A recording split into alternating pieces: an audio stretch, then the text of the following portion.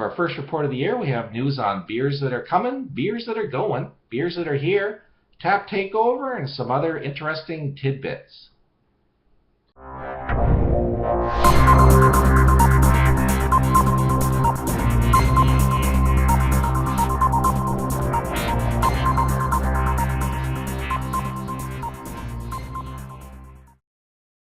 Hello and welcome to the first report of 2015.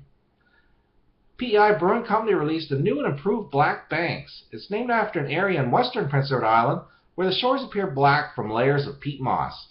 Black Banks Cascadian Dark Ale is deceptively dark. It's like a little lie in a glass, they say. At first you might expect strong roasty coffee aromas, but instead you get a snoot-full of bright citrus and tropical hop aromas gliding just above the mild but rich chocolate and bread crust aromas. This new brew will be available at the retail area by January 13th on tap in the 473 ml cans and the PEI Liquor Corporation and ANBL locations shortly after. Big Tide Brewing Company released some interesting stats about its 2014 production. They brewed and served the equivalent of close to 126,000 bottles of beer in 2014, including 26 different beer styles. They say that Benedict Arnold Extra Special Bitter and Seaworthy IPA were their most popular. Les Brasseurs de Petite Saule say as planned that Louis XVII Amber will be bottled next week. Look for it where you buy their other beers very soon. Grimross Brewing Company is brewing away in its new facility. Currently on tap at the Grimross Boutique and Tap Room is its Belgian Blonde Ale. In the pipeline are Rye IPA and Pugnacious Porter, and they're brewing Cheval d'Or this weekend. Their plan is to build up beer inventory until they have 5 beers on tap. Heaven River Brewing is busy kegging a batch of Gammy California Common Ale, soon to be available on tap in the area. They say Too Hop to Handle Double IPA is now on tap at Barrelhead Gastropub and Wine Bar, and also at the Bourbon Quarter Restaurant and Bar. At 8.4% ABV and 162 IBUs, it'll surely keep you warm. They also say they have a new beer coming out which sounds delicious. It's a breakfast stout. It'll be around 8% ABV, brewed with lots of oatmeal, lots of local Java Moose coffee, and their very own smoked bacon. Look for that one soon. Picaroon's Traditional Ale is doing something a little fun. They're brewing a batch of unfiltered best bitter on their old boutique system in downtown Fredericton. They're actually planning on doing a lot more experiments on this system, so look for it coming in the future.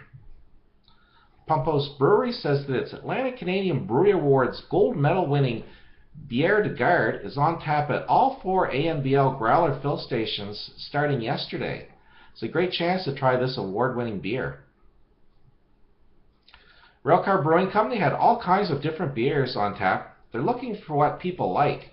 Recently they had a dry Irish Stout at 4% ABV and 37 IBUs, an American Amber at 4.5% ABV and 18 IBUs, and a Black IPA at 9.4% ABV and 55 IBUs. Also, Mitch says that after being open for only 2 months, they're getting more tanks and hopefully be able to make more beer for you in the future. Trailway Brewing Company has kegged their first batch of their Session IPA, a low alcohol percent for those you want to have a couple.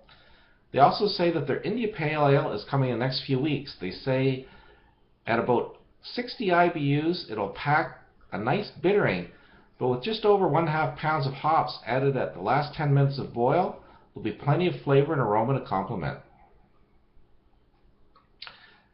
Big Spruce has cast its Homebrew Challenge winning Breathair Eric.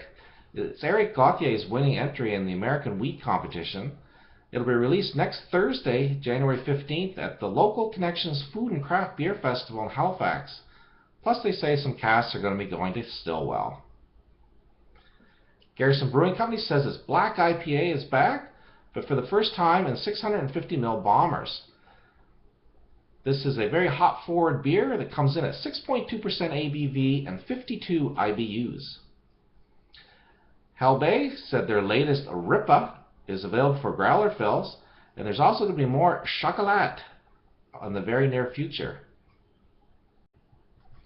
Propeller Brewing released their newest one-hit wonder, Flytime IPA, and it's available at their prop shops for growler fills. It's an unfiltered IPA that is heavily dry hopped, lighter bodied brew with big hop aromas. Flytime is brewed to leave only a hint of residual sugar, which accentuates the hop aroma and flavor.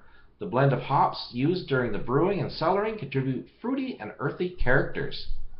The use of Pilsen malt adds a dimension of crispness unlike any other IPA brewed by Propeller. It's a 65 IBU, 6.3% ABV beer.